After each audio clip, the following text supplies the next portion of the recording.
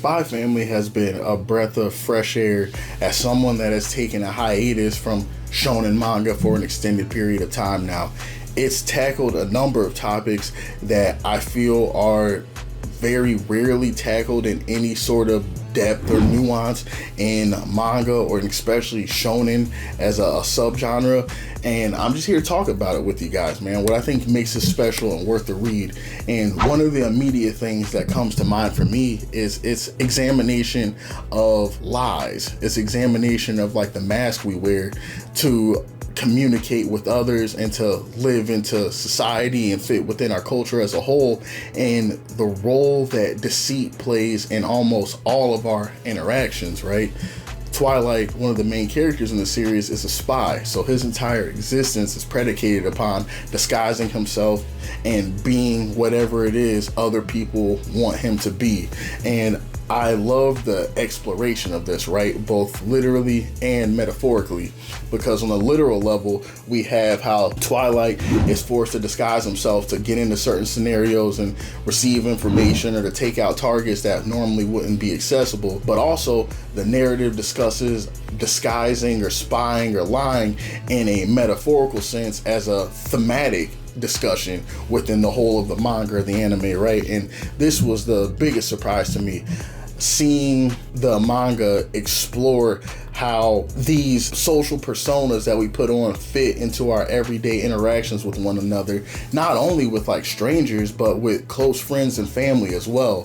Spy Family is bringing up an interesting discussion about the roles and expectations that we have of one another in the family unit as well as a society and culture, where Twilight has his own ends of completing his mission. In doing that, he is using the vehicle of the family to get what he wants, right? On the other side, we have Yor, who is using the family unit as a way to continue her assassinations and also appease her younger brother who was always worried about her.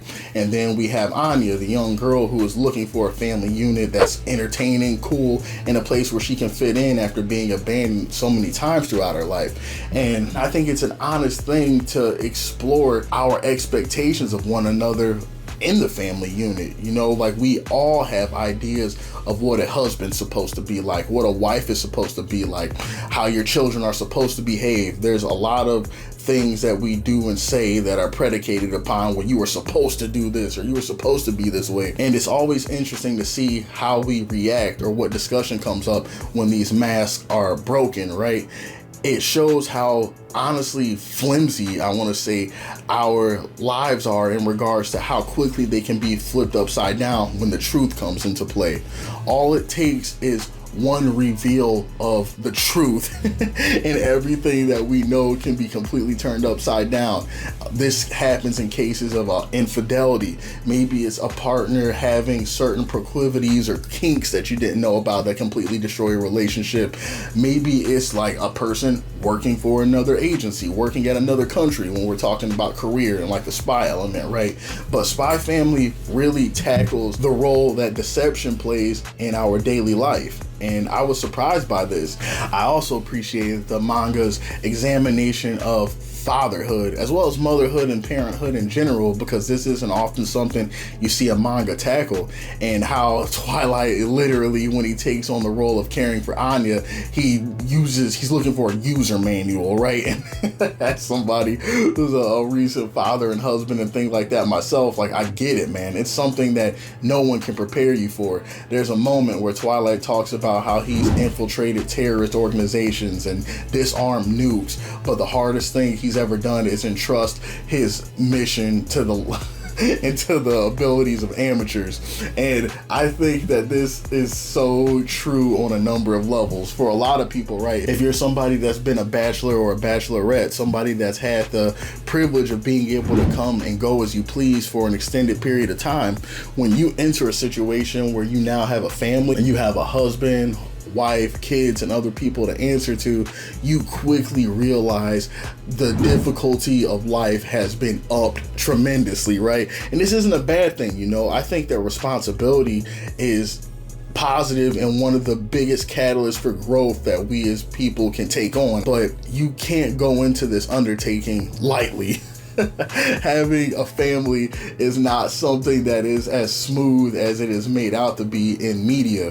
When you have other people to care for, other people that you are now responsible for, you are also entering into a situation where there are now things being expected of you, and your life is no longer just your own. You know, you are now completely and utterly tied to these people who you have decided to take on as family, and any mistakes that you make as well as your victories, they all affect these people in a significant way. There's also now the element of uncertainty. When you bond yourself to somebody else, when you enter into true familial or romantic bonds with someone, they now have the ability to hurt you tremendously, right? And in Spy Family, this is explored literally with them being able to destroy Twilight's mission and potentially get him killed, depending on how the information is exposed, but also in a metaphorical sense and symbolic sense, when you hand over power, right? Which is what you're doing when you enter a relationship. When you give power up and allow yourself to be vulnerable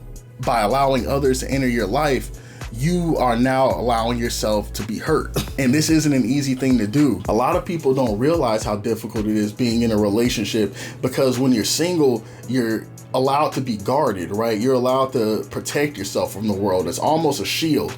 And I know that there's a lot of people that are struggling being single or by yourself, and like how difficult it is, because loneliness isn't fun. And I don't want to seem unempathetic to that, but also something to be noted is the other side, the grass isn't always greener either, right? Some people think that by getting a GF, by getting a wife, everything within their life is going to be solved. And unfortunately, this isn't the case either. Entering into a relationship, there's a whole new set of responsibilities, fears, and issues that pop up that you could have never seen coming because you've never had that experience before.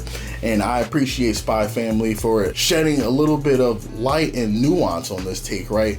By looking at the relationships between Twilight, Yor, and Anya, we're able to kind of see a microcosm of the complexities of like family life, as well as the complexities of human interaction in general, and how there's a delicate balance occurring at all times between honesty, vulnerability, and deceit. And I'm excited to see the second volume, man. So far, this thing looks like it could be something special, and I just wanted to talk with you guys about it because I know that this is gaining some traction, and if you were skeptical like me, I want to tell you why this one might be worth a look. That being said, I'm gonna get ready to get off of here, guys. Appreciate you as always for watching, and I'll talk to you in the next video.